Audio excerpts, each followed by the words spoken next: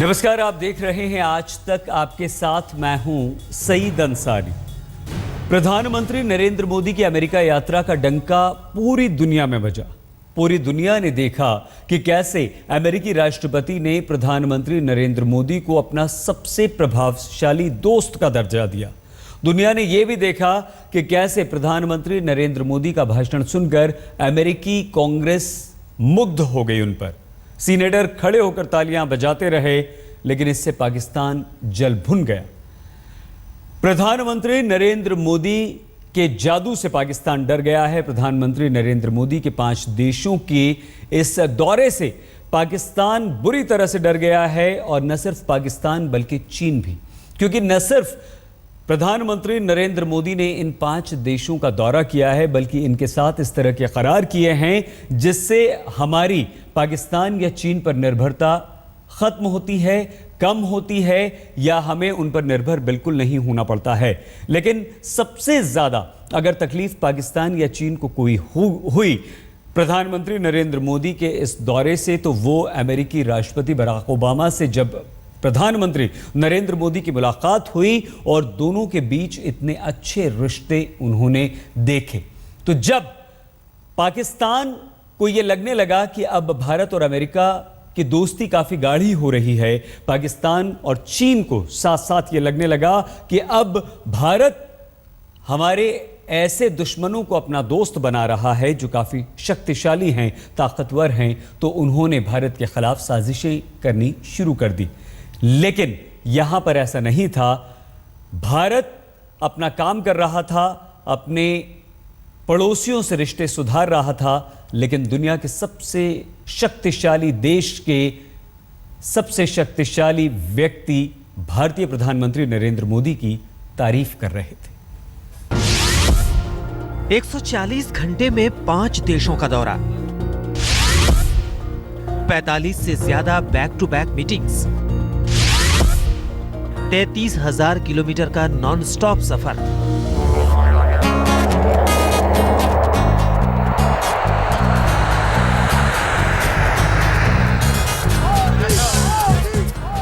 तो ये है प्रधानमंत्री नरेंद्र मोदी के काम करने का अंदाज।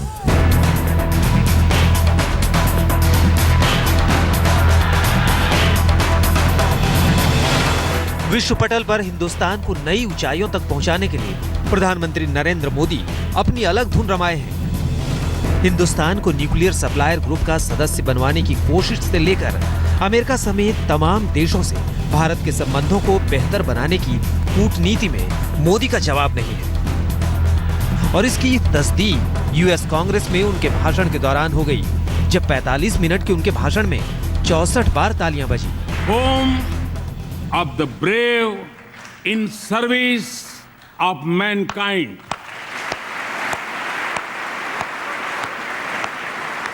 और 9 बार तो सभी सांसदों ने उन्हें स्टैंडिंग ओवेशन दिया, यानी खड़े होकर तालियां बजाई। कूटनीति के मोर्चे पर यह मोदी का ही कमाल है कि अमेरिकी राष्ट्रपति से उनकी 7 मुलाकातें हो चुकी हैं, और ओबामा के राष्ट्रपति रहते हुए अभी एक मुलाकात बाकी है। सितंबर में फिर से G20 समिट में मिलेंगे। तब तक मैं मानता हूं कि कई विषयों पर हम आगे बढ़ेंगे। 5 देशों के दौरे के दौरान मोदी सोशल मीडिया पर भी खूब ट्रेंड किए। हैशटैग मोदी इन यूएस से लेकर hashtag Modi in US Congress समेत कई हैशटैग ट्रेंड हुए। जाहिर है वो जहां गए उनकी चर्चा हुई। मैक्सिको के राष्ट्रपति मोदी को खुद ड्राइव करते हुए रेस्तरां ले गए तो तस्वीरें वायरल हो गई।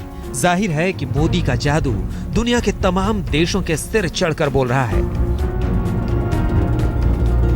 प्रधानमंत्री मोदी ने कूटनीति की अपनी बिसात बिछाई है, और इस बिसात पर उनकी हर चाल शानदार है।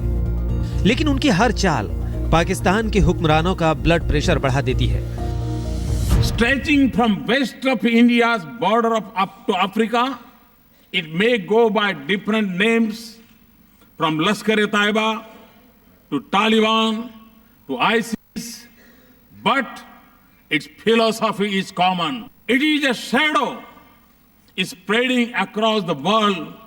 It is incubated in India's neighborhood. लेकिन इस बार तो नजारा और भी जुदा है। पाकिस्तान के हुक्मरान अमेरिका से मोदी की दोस्ती से परेशान हैं, तो आतंकी संगठन भी बौखला गए हैं। बड़े खौफनाक मंसूबे पाकिस्तान के खिलाफ बना के बैठे हैं, तो हमने इस वक्त मजबूत दिफाई कुव्वत का पैगाम अमेरिका को भी और इंशाल्लाह इंडिया को भी देना है। पाकिस्तान के मीडिया में भारत को दुश्मन कहते हुए भी मोदी की तारीफों के पुल बांधे जा रहे हैं। तो क्या पाकिस्तान घबरा गया है?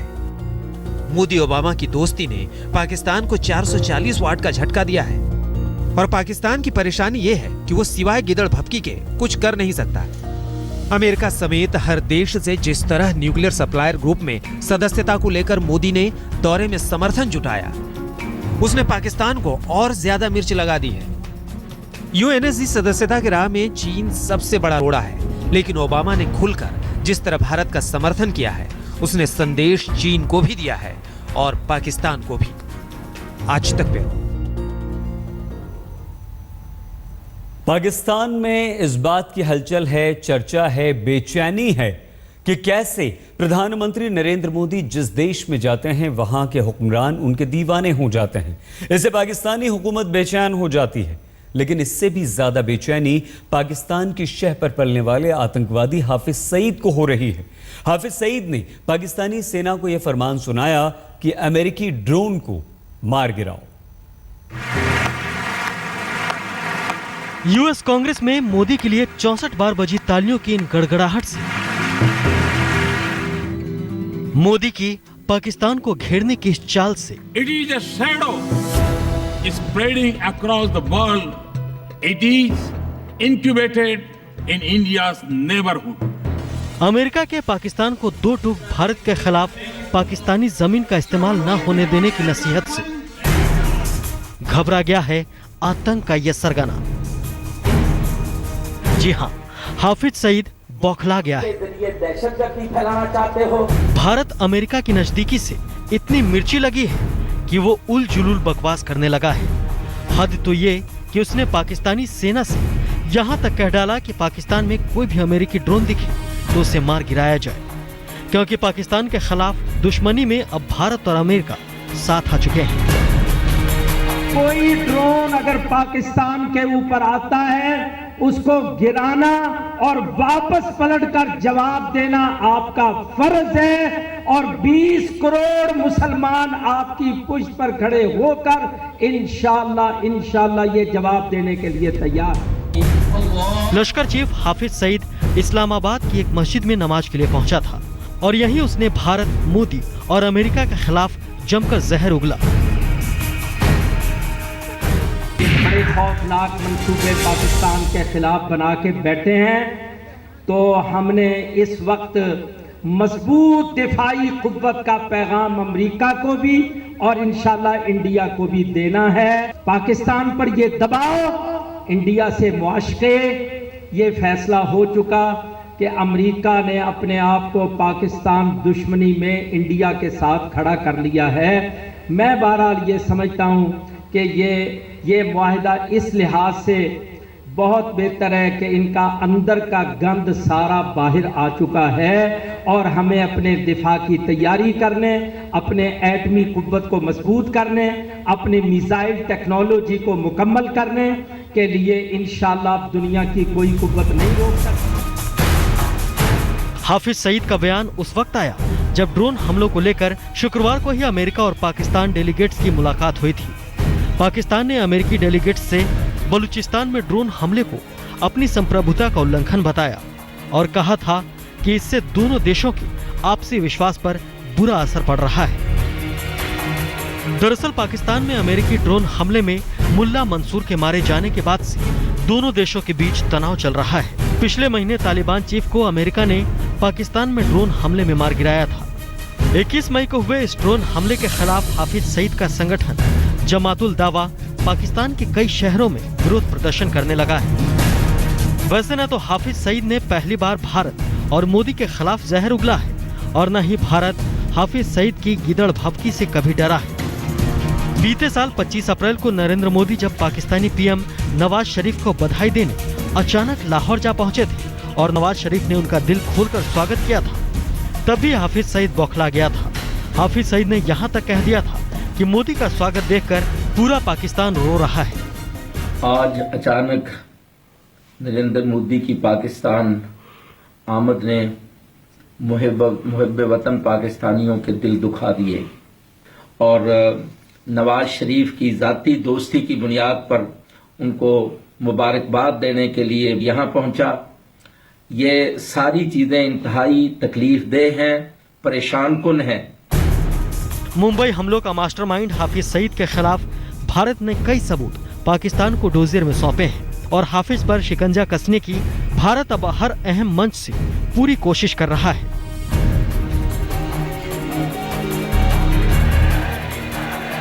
तो हाफिज सईद और भारत का 36 का आंकड़ा पहले से है, लेकिन जिस तरह मोदी ओबामा की दोस्ती रंग ला रही है, उसमें हाफिज को ये संदेश देना भी है कि कहीं पाकिस्तान में बैठे होने के बावजूद उसके बुरे दिन ना आ जाएं। यही वजह है कि वो इस वक्त सबसे ज्यादा बौखलाया हुआ है। पाकिस्तान के किसी मकाम पर भी हमारे शहरों से ये हमला हुआ तो इंशाअल्लाह हमारे पास इतने ड्रोन हैं, तेरे हर शहर में ड्रोन होगा। आज तक ब्यूरो। प्रधानमंत्री नरेंद्र मोदी ने अपनी तमाम विदेश यात्राओं में जिस तरह हिंदुस्तान का सिक्का चलाया और पाकिस्तान को घेरा, उसकी छाप पाकिस्तानी मीडिया पर भी दिखी।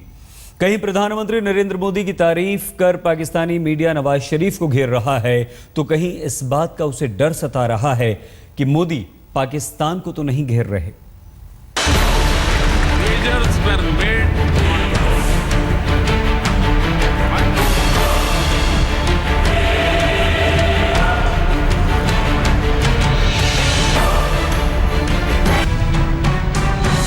भारत की कूटनीति ने पाकिस्तान को टेंशन दे दिया है।